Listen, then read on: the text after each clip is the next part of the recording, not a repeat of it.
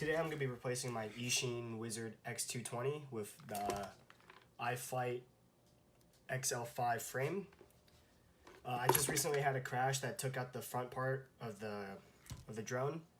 I will also be upgrading from the stock VTX to this Wolf Whoop Q3, and I'll also be upgrading the camera to a Runcam Swift 2. Alright, let's start out.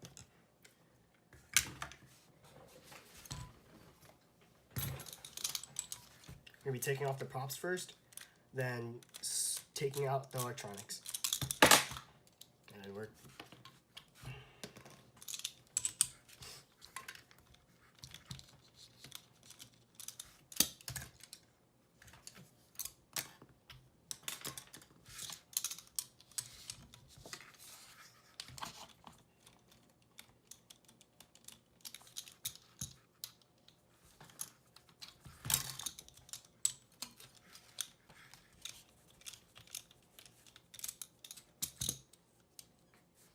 Alright, now I'm going to be cutting off all the electrical tape and unscrewing all the electronics from the frame.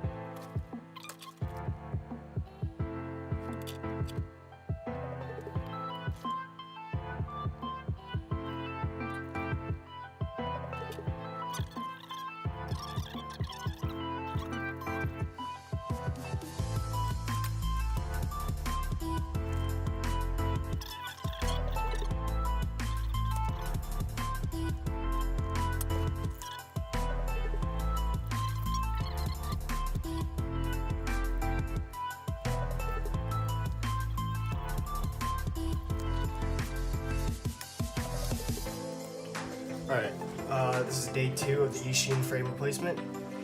My camera did die yesterday when I was trying to finish up the recording. I did come into some problems with installing the camera. It seems like it has a clearance issue with the top plate, which sucks. And it seems like these standoffs are shorter than the original Eachine one.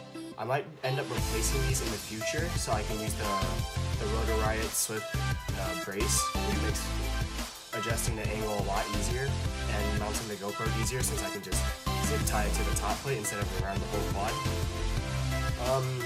Overall, the frame is very nice, but it is a cramped build. Everything is very tight together. There's not much room for error in here. Some differences between this and the original Eachine frame is that it's a true X design, so each length is the same throughout. Also, the center of gravity has changed from being a little bit further in the back to more neutral in the front. I did do some test flips with this just by going like this, and I did notice when you do rolls with it, it is a little bit heavier compared to the Eachine. What I do miss from the Eachine frame is right here with this, with the battery straps. On the Eachine plate, it does have little like section off corners for each individual battery straps, while on here it's just one continuous hole. But the top plate does seem a lot stronger than the Eachine frame. There's no give compared to how it used to be, and the bottom plate does feel the same as well. The only thing I have a problem with is that this FlySky receiver in here, I did have to take the case off because there was not enough room to mount the FlySky receiver along with all my other electronics in here. So that's just zip tied to the top plate. Hopefully that doesn't burn out. If it does burn out, I plan to replace it, and I'll upload a video on how to replace the receiver. Another thing is, since it is mounted to the top, these wires are going to get pinched on here. You can see how this wire is already starting to deteriorate. Same thing with some wires inside. I also did have to replace a few of the signal wires from each EEC because they were not long enough after the install. So I just replaced it with this little peppermint green color. My only concern with this frame is since the run cam does stick out a little bit more, I'm afraid that instead of smashing into the standoffs like it used to, it's going to smash into this lens and shatter it. Then my GoPro does seem like it's getting stretched down because it's not the correct size. iFlight does sell a GoPro mount for $10. It's just that I don't know how long the shipping is going to take. I also plan to maiden this sometime this weekend. I'll be posting a video on how well the flight characteristics are and see if anything's changed. Then hopefully I'm upgrading to 4S batteries because these 3S batteries are underpowered and these motors aren't spinning fast enough. So I'm always finding myself full throttling to get out of any small dives. Overall, this frame is very nice. I would recommend it as a replacement for the Eachine Wizard frame or just a frame in general. And that'll be the end of this video.